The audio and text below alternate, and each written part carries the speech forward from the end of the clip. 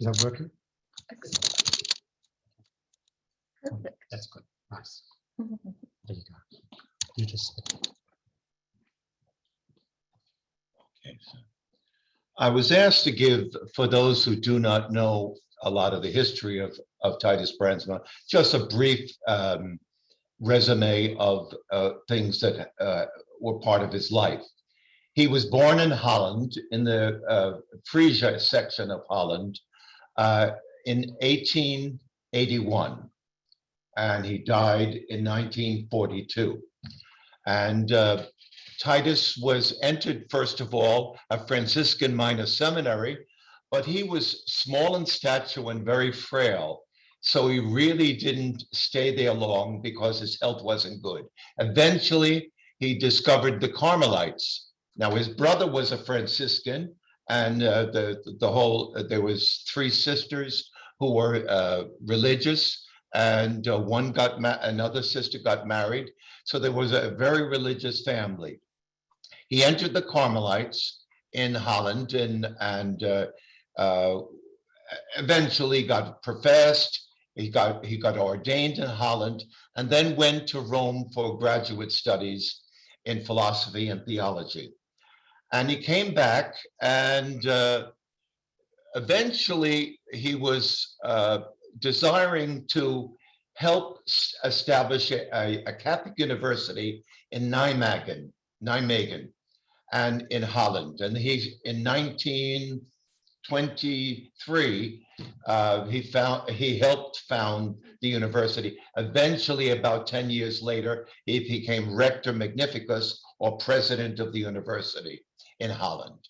But he's maintained his philosophy and theology studies at the Catholic University for very long. And he also established in OSS in Holland, a Carmelite house of studies, so that the students could imbibe some of the Carmelite things.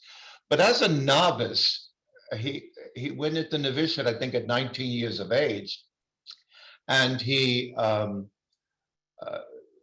was very, very much into writing. And he started in the novitiate a Carmelite magazine, and he also started studies on Teresa of Avila, translating her works into Dutch, which had never been done before. Eventually, later on, other people helped him out. Well, as time went on, he became an advisor to many of the journalists in Holland, not just Catholic, but secular newspapers. At the time that he was active, there were 25 to 30 daily Catholic newspapers in Holland, which was only about 47% Catholic. But he was a writer for many magazines and new journals and so forth, some very esoteric, some very ordinary. And he wrote articles practically every single day for newspapers. The bishops of Holland recognized that. And eventually, he was appointed the spiritual advisor for the Union of Dutch Catholic Journalists. And Archbishop of Utrecht, Johannes de Jong, appointed him. And the two of them really bonded together very much. And basically, he was a spokesperson for the bishops of Holland, trying to get across Catholic understanding and anti-Nazis. The Nazis invaded Holland in 1940, and it was then that he went into full swing in trying to get all of the journalists not to accept any propaganda or anything for a profit from the Nazis. And that's what got him into trouble. And that's why eventually they called him a very dangerous little friar. He eventually was arrested in January of 1942 and went from various prisons in Holland and eventually in July, he went to Dachau. He only lasted in Dachau about 5 weeks.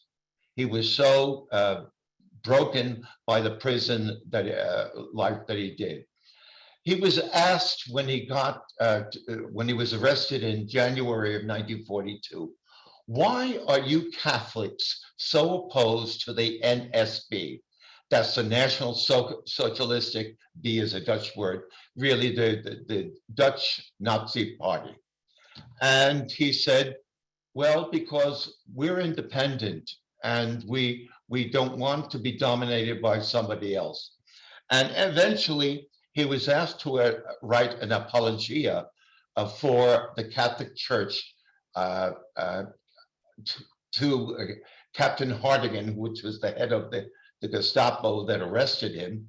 And he explained it in a lengthy article about why the Catholic Church was opposed to the Nazi movement. But being a good Christian, he wanted to make peace. And this is what he said at the end of that letter, that people close to God and believing in Christian message of love. Titus concluded this essay by saying this: God bless the Netherlands. God bless Germany. God grant that both nations will once again stand next to each other in total freedom, in recognition of him, and for the sake of his glory, for the salvation and blossoming of such closely allied people.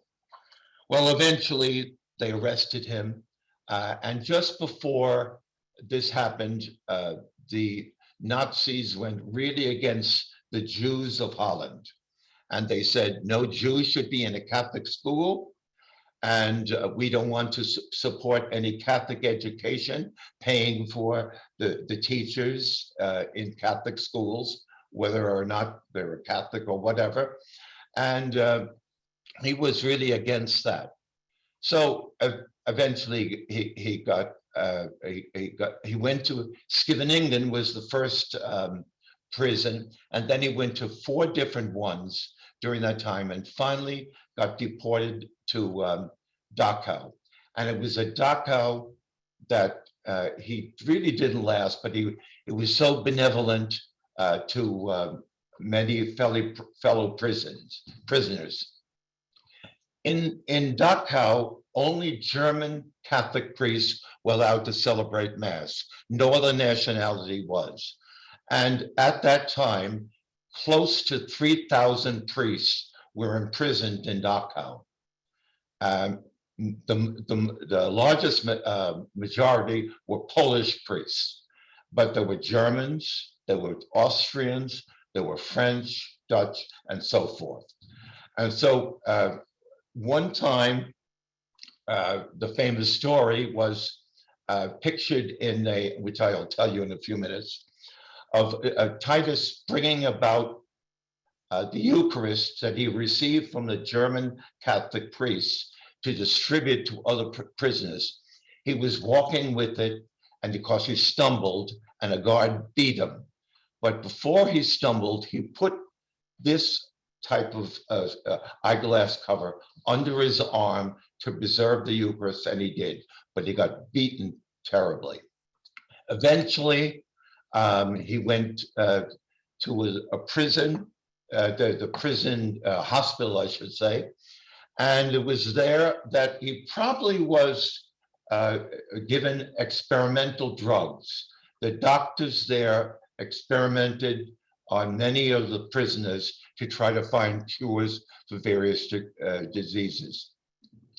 And eventually he was brought, he was given a rosary, and a rosary that was given to him by a fellow prisoner.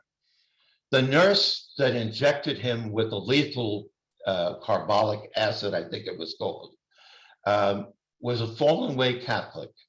And so she said, I don't know anything about the faith. What's this rosary? And he told her, pray the rosary. And she said, I don't know how to praise it. Eventually, this woman came back to the church. But in in the rosary, he said, just say, you won't have to do all the words. Just say, pray for our sinners, pray for our sinners on all the beads. And she injected him with this legal thing because they wanted, the Nazis told her to shut him up. And that's how he died. So that's briefly, I know you're going to have other lectures on more depth on that, but I think you want to, I'm here mostly to tell you about the cure. I entered the seminary as a young kid of 13 and 14 years of age. And one of my teachers was Father Paulus Schmidt, who was a Dutch Carmelite. And he was in the community in Nijmegen when Titus was arrested. And they blessed Titus, and that was the last time most of them saw him. Anyway, this Paulus Schmidt told us all about Titus and told us the stories and so forth about him. So anyway, that's how my knowledge of Titus came about.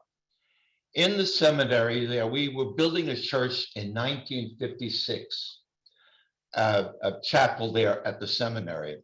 And Paulus somehow got them to get a stained glass window of Titus and distributing this in his prison garb, the Eucharist, to fellow prisoners. And that intrigued me. I was ordained in 1967. And right after that, a year later, I published an article on Titus. It was so interesting in the Priest magazine called A Victim of Love. That was my first encounter with him. And then before that, in 1965, we built a priory here, St. Joseph's Priory, a student house, House of Studies, right here on Harewood Road. And one of the priests that came for the celebration of the opening was Father Marianus Nowakowski, a Carmelite from Poland, who was also in Dachau. I don't know if he was there after Titus, but he told us all the gruesome stuff that happened to all of the prisoners. When Titus died in 1942, and from January to July of 1942, 900 priests were executed in Holland, in Dachau. And most of them were Polish. And so that was the start of all of the stuff that people told me about. Well, if you look at my skin, I'm very Irish. My parents were born in Ireland. I inherited Irish skin. And I was prone, as a kid, we didn't know anything about this. And we went to the beaches in New York, and I didn't know anything. And later on, I started to get skin problems. I've been going to a dermatologist or various dermatologists in various places for about 40 years. And just to get checkups. Well, what happened to my story here related to Titus occurred in 2004. I was in the back of a car driving with 4 priests, and I was in the back, and I fell asleep at the wheel. I fell asleep at the driving when they were driving, and my head hit the window, and I said, "Ooh, what happened?" And so I noticed a little bubble on my head right up here. And so I went to my regular dermatologist, Dr. Eric Malm, who's been my from 20, 30 years now. And I told him about it. He said, "I'm going to take a biopsy of that." He took a biopsy of it, and the next day called me, "I want you in here." And he said, "You have melanoma, advanced metastatic melanoma. And probably with the biopsy that they found out, it was probably the 4th stage of cancer." So he said, you needed an operation. So I said, well, I don't know, you tell me where to go. So he told me, plenty of doctors around here, but a friend of mine in the parish said, I know a doctor up in Mass General Hospital in Boston, and I'm going to get you up there. He got me appointment in 1 week, and in 3 weeks later, I was operated on. But prior to being operated on, the Bishop of Palm Beach said, wrote in the Florida Catholic, which was our local Catholic newspaper, wrote to the diocese and said, Father Michael Driscoll, Carmelite priest at St. Jude's Parish, pastor there, and he is going to have a very serious melanoma operation in Mass General. So please pray for him. And a friend of mine in the parish made about 2,000 cards to distribute the prayer to Titus Brandsma. You said you wanted them to pray to him. Excuse me? You indicated to them, please pray to Titus Brandsma. Please pray to Titus Brandsma for me. The bishop did, and the people in our parish had all sorts of prayer meetings to pray for me. Well, the operation was 11 hours. And what happened in melanoma, they keep going into you to try to find out what happened. They took out 84 lymph nodes out of from my head to my neck. And they also took out my parotid gland, your salivary gland here. So that's why I need a lot of water, because I don't have any saliva on this side. So anyway, the doctor said the operation was successful and they think they removed it. But he said, the doctor, Dr. Gregory Randolph, who is the doctor that did the operation, said to me, you know, melanoma usually comes back from anywhere from 2 to 5 years. And he didn't say this, but it said it could come back very seriously for you. And I knew he wasn't going to directly tell me, you might die. So we increased the prayers for me. All the people did that. And everybody used to come up to me, I'm praying for you every night, Father, praying for you to be healed. And so eventually, right after that, the doctor said, well, you're going to need radiation. And I had radiation with this Dr. James McIntyre in Peabody, Massachusetts, the only house in Massachusetts that the Carmelites, the O.Carms had, and it was 4-minute drive to the cancer hospital for my radiation. So God provided again. But before that operation, I wanted a relic of Titus. And I was at a joint meeting at Niagara Falls, both provinces, and I was at lunch with all of the priests, and I sat opposite one of the priests and I said, I really would like a relic, some symbol of Titus Brandsma. And he said, I have one upstairs. You can have it. And I just said, God provided again. That's the providence of God. That I could have been opposite somebody else, told my story. They didn't have it. I was opposite this priest. So that was the beginning. I used the relic very often. I just said, Titus, heal me. Titus, heal me. Titus, heal me. And I kept praying to Titus, as well as the people praying to Titus for me.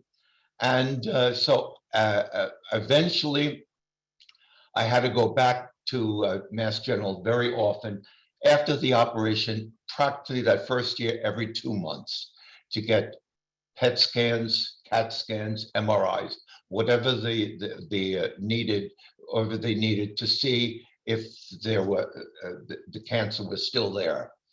And then the next year, it might have been every 3 months. And then the next year, another 3 months. And then it became every 6 months. And then eventually once a year. And the last time I was up at Mass General, the doctor said to me, he said, I can't find any trace of cancer in you. You're cured. And so that was it. And so I said, okay. And that was about after 10 or 12 years of going back to Boston for all of these checkups. And I still continue it with my regular oncologist right now. Of course, I go to my dermatologist all the time. And that's basically the story of my cure. So Father Mario will tell the story of how the process. Eventually, we were at one of our chapter meetings, and our prior general was there. And I told him the story. I said, you know, every doctor has said you're cured of cancer. And we've been praying to Titus Brandsma through his intercession to heal me. And he said, okay, let me investigate this a little bit more. And that's where it began.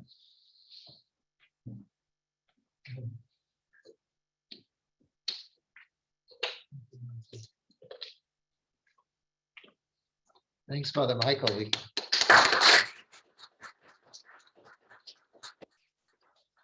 And I think this is interesting, not just for his particular case, but so that we all understand better how saints are made. I think that we'll now hear the process, you know, how you get from the miracle or healing to the actual canonization from Father Mario. Father Mario is a Carmelite friar of the province of St. Elias.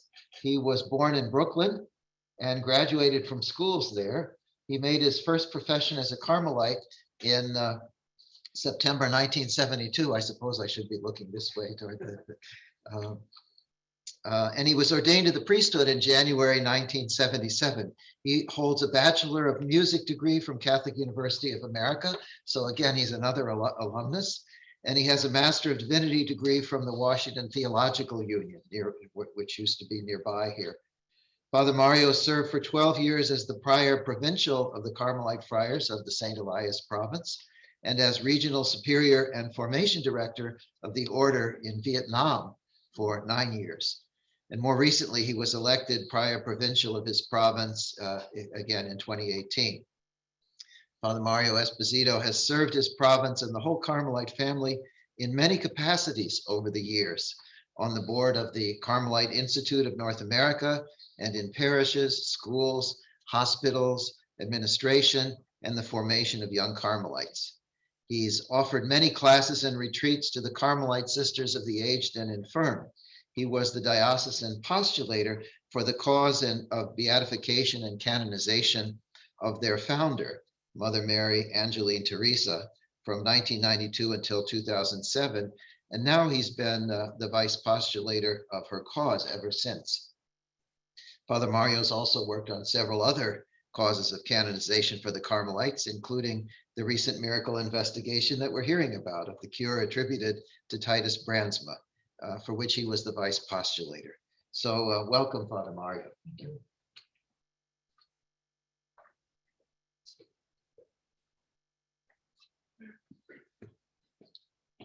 Thank you very much, Father Stephen. I never studied canon law besides the one course that I took in formation, but I have had a lot of on-the-job training. And one of the privileges of my life has been my association with the cause of Mother Angeline Teresa, which continues on. And we just kept praying for one tiny little verifiable miracle. So I have listened to Father Michael go on from probably 2009 on. Why doesn't the order do anything? Why doesn't the order do anything? Why doesn't the order do anything? Which was a very good question. And so they waited 5 years and they decided to wait 10 years because melanoma often goes underground and reappears someplace, and it's very, very deadly. But Father Michael, as we know, was spared. So it happened that I was on a commission that caused me to go to Rome pretty often, the liturgical commission, And I used to talk to the Postulator General, Father Giovanni Grosso, and we would ask about Father Michael. Well, we can't find anybody who's going to do this. We don't know who's going to do this. Somebody's got to do this. So finally, after I went out of office in 2015, I was in Rome, and I said, you know, Father Michael keeps asking, I'm getting older and older. When are we going to move on this? When are we going to do this? And certainly there was plenty of support in the order for this. So he said to me, well, I appointed someone to be the postulator. And I said, well, I don't think anything's going to happen. So he said, well, don't you think so? No, I said, I don't think anything's going to happen. He goes, well, where are we going to get another postulator from? And I looked at him and he says, well, do we have any other postulators in the United States? And it kind of went like this. So he said, oh, would you do it? I said, well, yes, I'll do it if you fire the other one. If you send an email and say, thank you, we don't need your services. So we were talking again about this. I came home, I went to a funeral, and there he was standing there. I said, oh, hi, how are you? How's the course going? Oh, I've been too busy. I haven't been able to do anything.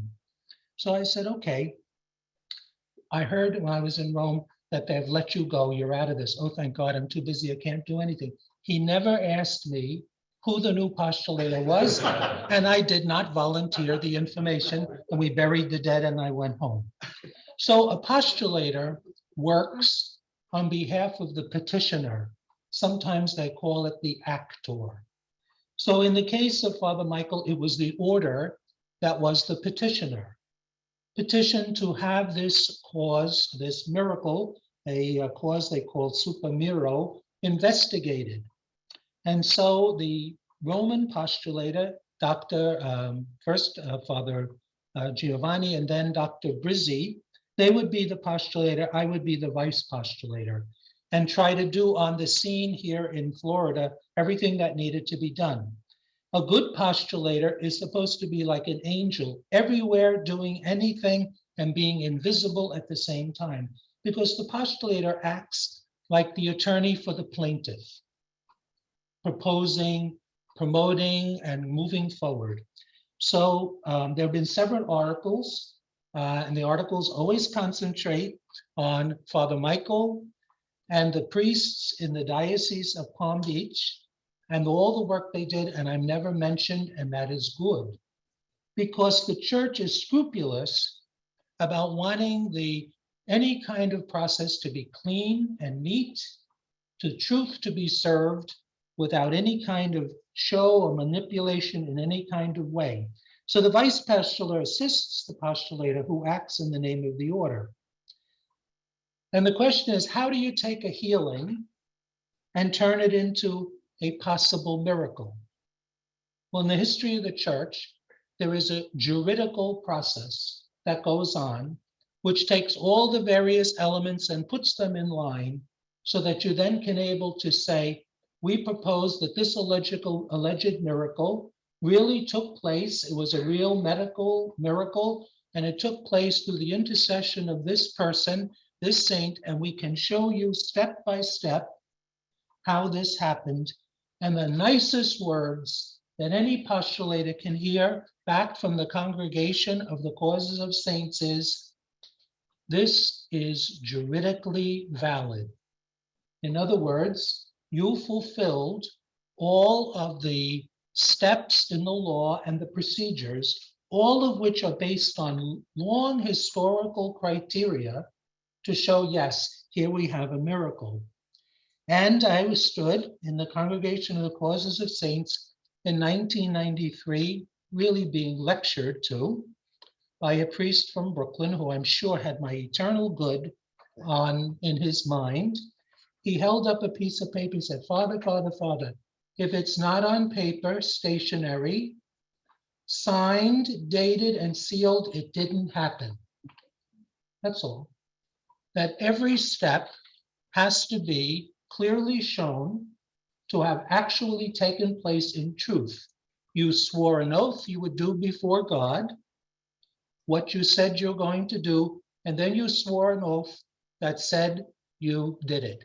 And just to show you how careful it is, the Acts have to say, the oath was sworn on a New American Bible, such and such an edition.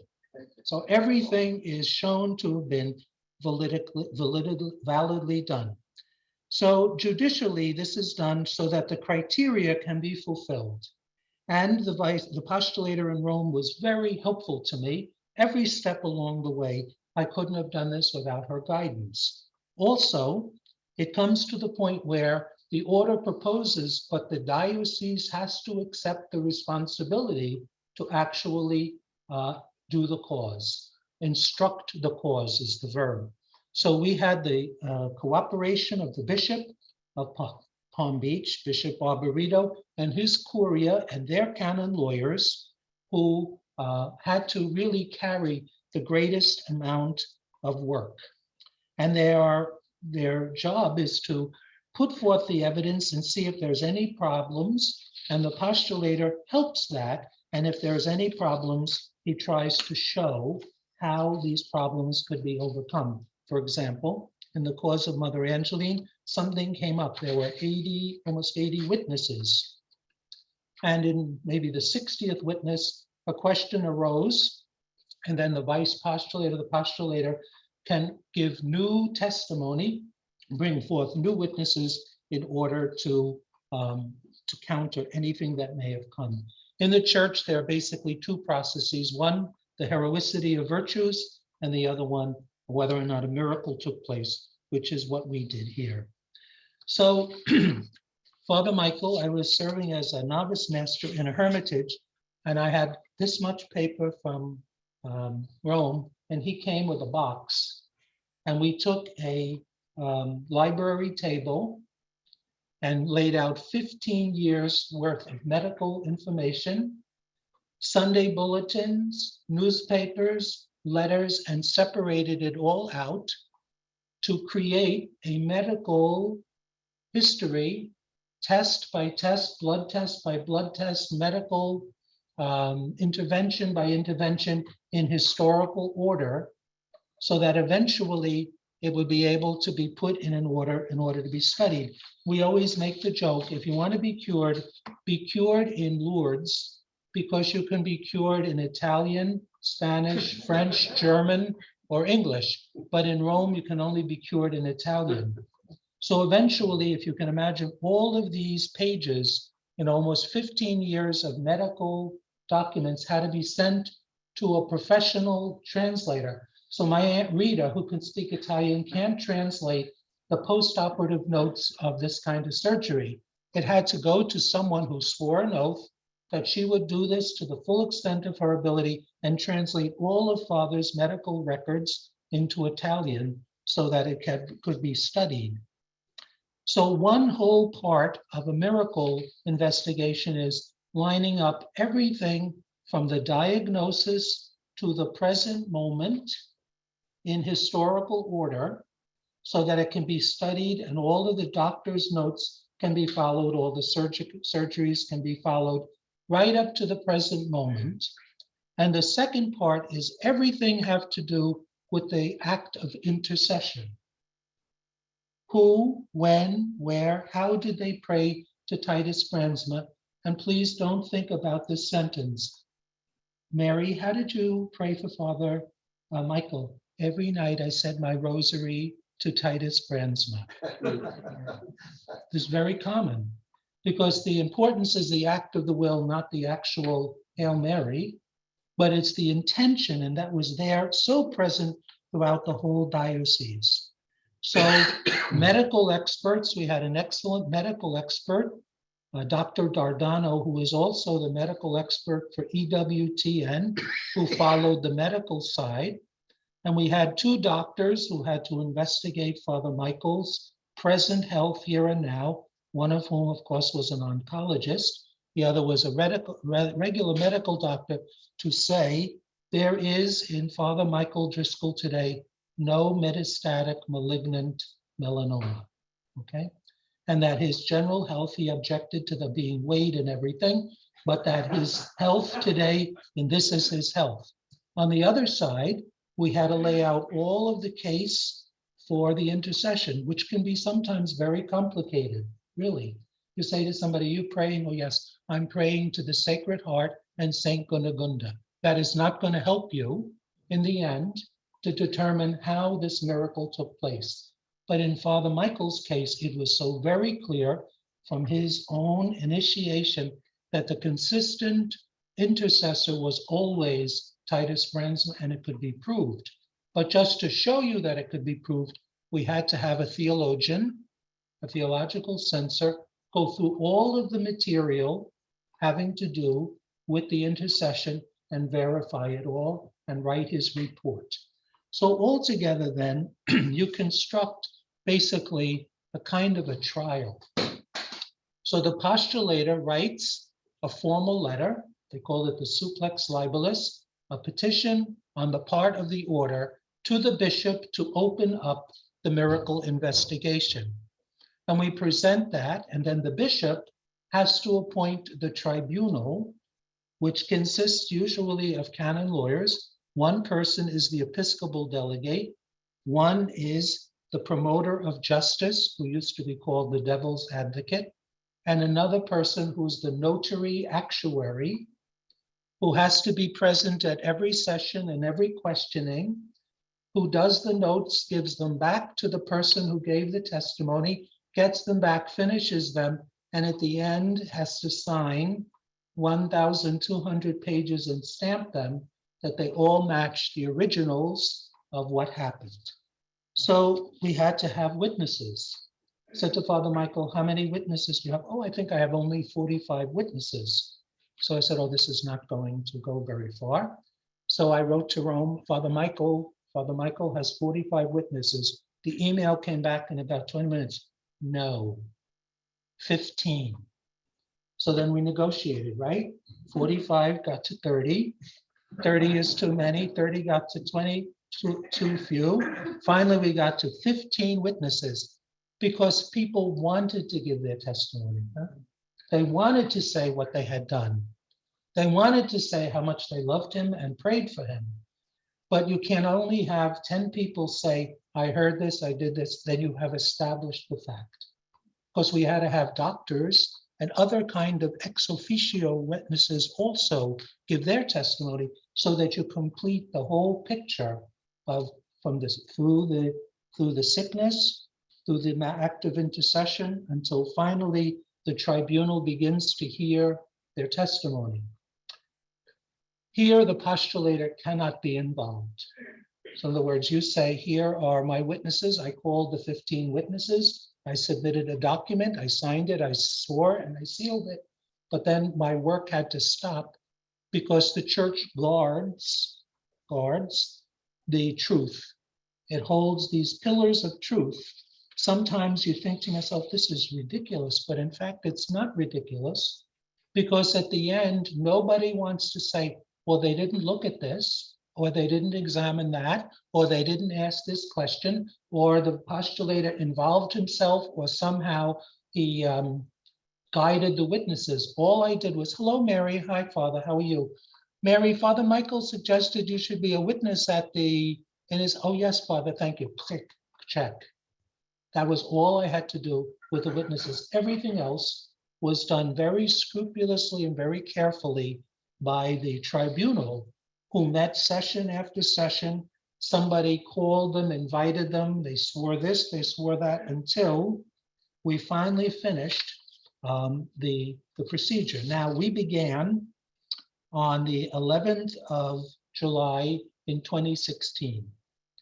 And it took, until maybe the next spring, because the hearing of the testimony could be done quickly, but all of the typing and ordering and correcting and getting all the medical papers together took a lot longer. And because of the American HIPAA laws, nobody can call and say, hi, I'm Father Mario from the tribunal, and I'm looking for Father Michael's blood tests on July 7th. Click. You're not going to get any information. So you have to have somebody like Father Michael write a letter, they can release the thing, then you can put it in, and finally we constructed the whole thing. And we were ready to close in 2017, and there was a hurricane, and we had to cancel, and it took months to finally get the bishop, the provincial, and all of the actors together. And we closed on the Feast of Our Lady of Guadalupe in 2017. and we've finished with 1,230 pages, which included all of Father's medical records, all of the witnesses, all of the opinions of the medical doctors, the opinion of the medical expert, all of the material having to do with the intercession, as I said, bulletins, diocesan newspapers, letters from the bishop, prayer cards, and the opinion of the theological censor, that everything was according to the truth of the Catholic Church. There was nothing of faith or morals in any way off in any way, and construct this and then produce 3 identical copies, all signed, all sealed, and we were able to close the procedure. And this is how the Church takes this cure and puts it through the criteria that it is a miracle, meaning there is no scientific or medical explanation for why this cancer was gone. Father received no chemotherapy, no interferon. And when we went to get the oncologist who was recommended to us, he said, oh, Father must have gotten this drug or must have gotten interferon, he must have gotten this. And the answer was no. He had none of these therapies, which were common in 2004. And they showed more and more that this was certainly by the hand of God. And we received, as I want to say, excellent cooperation from the Diocese of Palm Beach. One could not have asked for greater cooperation, and excellent guidance from our Curia in Rome, who at any time would answer any question that could help us to be finished. And we were able to finish and hear those beautiful words, the cause is juridically valid. Okay. So what happened? We were delayed again because maybe 2 days before we closed, we got another handful of medical papers, which we inserted into the Acts and brought to Rome, and they had to be translated. And Dr. Brizzi did a lot of work until finally they said, we're ready to present this to the medical board. So there is 3 doctors who usually assigned, and 2 of them have to agree that there is something miraculous, and we passed by that last year. Beautiful, wonderful news. Then it had to go through the theological group, and they said, yes, wonderful, it's okay, everything was correct. And then it went through the prelates and cardinals, and they agreed too. And that is why the Pope accepted that this would be truly a miracle. We went from alleged miracle to miracle. And on March 4th, there will be consistory. So then we will know the date of the canonization. So it was a privilege to work with Father Michael. And as I said, to have the cooperation of so many people. And after a while, over the course, now it's 30 years I've been working in causes, you begin to see why the Church is so very careful that its criteria, whether they're investigating the virtues of a servant of God, to show that she or he practiced all of those virtues, prudence, temperance, faith, to an heroic degree, and you can show it by their writings, by their dealings with other people, and by witnesses, or in the case of a miracle, that you can show from one end to the other a medical history and progress and a happy ending. Thank you very much.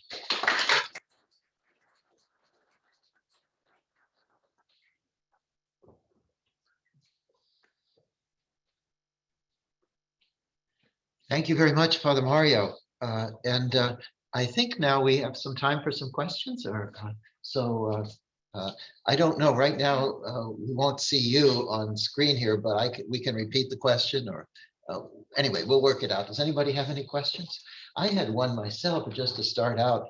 I don't know if this is true or not, but I was told once that often they don't accept cancer cures because cancer can be kind of unpredictable. Sometimes spontaneously goes into remission. So did that question come up in the? Well, the question came up. One of the measures that they use is the length of time. Okay, so at the end of 5 years, they didn't want to do Father Michael's course because of the possibility that the cancer could come back. Once we reached 10 years, we realized we were in a new place. Another reason is that today, it's very hard to produce a case in which the person hasn't received any treatment. So in other words, if we've had other causes where the person says, I was cured by the intercession of so-and-so, but I had chemotherapy, I had radiation therapy, I had experimental drugs, etc. And that pretty much finishes the possibility that a cancer diagnosis could wind up to be a cure. You may have favors, but you can't do that because the criteria is that it's absolute, that it's somewhat spontaneous, and no intervention has taken place, like in the case of Elizabeth of the Trinity. That person was just cured spontaneously, and there was no medical treatment or anything at the moment of the cure. But cancer today, especially in the developed world, is very hard to show that it's not been treated in such a way that that would affect the outcome. Or get a doctor, because in this case, all 3 doctors agreed that there was no medical explanation, and the doctor in Boston, in writing, added that, which we placed in the text. Thank you. It's been 18 years since I was operated, almost 18. Excellent. Other questions? Father Jean? Father Michael, was the melanoma caused by sun exposure or from you hitting your head? Or was it hitting the head? No. that caused the disease? Sun exposure. I was operated on recently because I had always a little hole there from the operation, and it got infected. So a plastic surgeon and a neurosurgeon operated on me 2 years ago and put in a prosthesis or a fake bone in my forehead to prevent any further infection. So it appears that it was providential that you hit your head Yes. and they were able to stop. Oh, the yeah, cancer. that started it all off. Yes. Did you all hear that? They were saying that it was providential that what he was saying about having hit his head because they wouldn't have found the melanoma otherwise. Yeah, very quickly. Yeah. Other questions? I don't see any other questions. You have a question, Daryl? I don't. Well, we're very happy that we were able to get you here for this because it's extremely interesting, not just for the cause of Titus, but in general, so we understand better how the church processes saints. And this is a good example of how that process worked. And we're very happy that the Carmelite family will have a new saint very soon. We hope that, and we're grateful to both of them for their role in that too. So I'll turn it back over to Brother Daryl, and thank you all for coming today. And let's keep praying because we're waiting for the news of Blessed Titus Brandsma's canonization, the date. So we're just waiting patiently, knowing that it's coming very soon, we hope. We'll receive the news very soon. I think it's sometime in March we might be receiving the news. So let's keep praying, and let's pray for all those who are still suffering and from cancer and all kinds of cancer, and people in our world today who are still suffering terribly from the COVID virus. Just as, you know, Father Michael received so much from God's generous love and gift to him, let's pray the same for all those who do experience such illness, sickness, and suffering in their lives. And let's bring all this prayer together into the prayer that we often pray as Carmelites by singing one of our favorite hymns, the Flos Carmeli. So, and we can conclude our afternoon with that beautiful hymn. Flos Carmeli, vitis florigera, splendo celi, virgo puepera, singularis. Mater mitis, serviri nescia,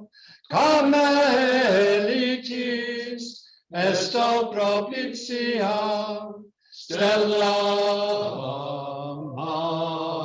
maris. Our Lady of Mount Carmel. Pray for us. Blessed Titus Brandsma. Pray for us. Yes, on March the 24th, we have Dr. Diane Traflett from Seton Hall University. She will be here to give the next lecture in this series of 3. It'll be in this building. She's a wonderful, wonderful speaker. If you haven't heard her speak before, she's well worth, and she's very much in love with Blessed Titus Brandsma. She comes to the novitiate every year, and she teaches usually about Edith Stein, but I think she's also adding Titus Brandsma to her repertoire, because she did also come to our House of Studies here in Washington, D.C. a year ago when we had our Carmelite Studies Week, and she presented a day on Titus Brandsma for us. So she is well versed and very much in love with Titus Brandsma. So we look forward to seeing you there, and bring some friends with you perhaps. And we also have refreshments outside, which we'd like you to certainly partake of. And safe home for all of you. In the name of the Father, and of the Son, and of the Holy Spirit. Amen. Thank you for the. So thank you for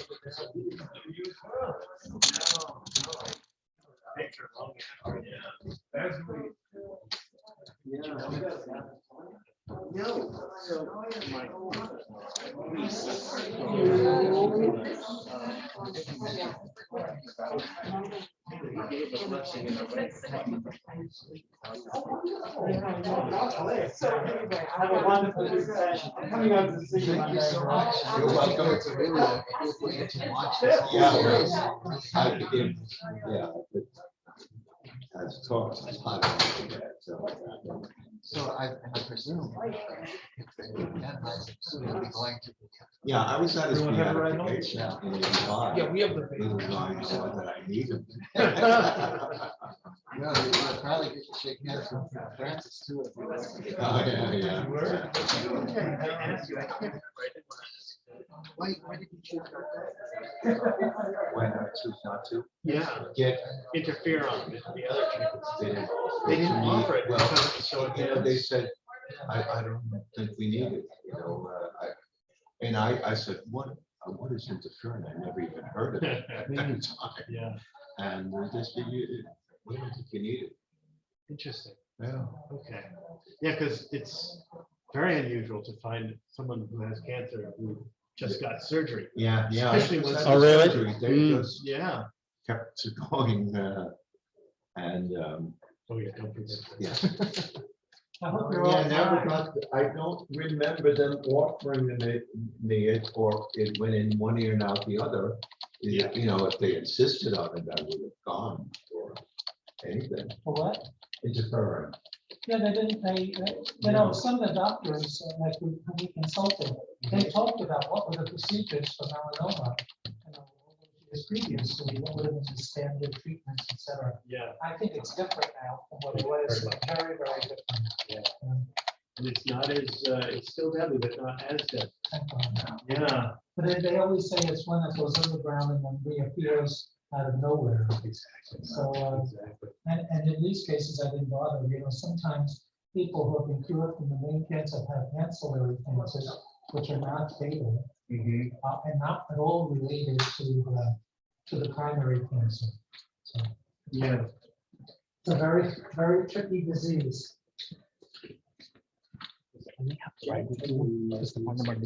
Okay. Yeah, oh, yeah. We got you on Here something. you go, what's Wants Making me, you the explode. doctor wants me to, he gave me antibiotics, and one, he said because of this, I was maybe about 7 days of the 10 day. Uh-huh. And then he said, oh, the other biopsy they took from the top of my head, they want to give you another, a stronger Yeah. one. So they gave me the stronger one, I did that. But then he wanted me to do, this is the cream. That Oh, yeah.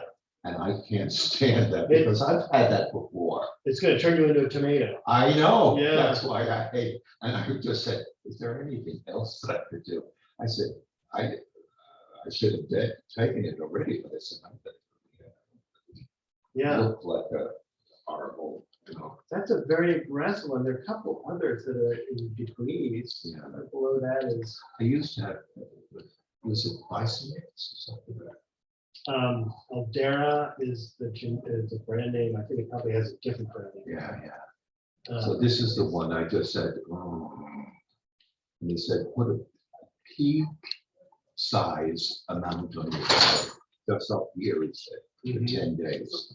But then I know it takes like 3 weeks for it to heal. Yeah. No, And no. The last time. But the, so I've had that just over getting all the twice already, messages. but I don't think with this one. And I said,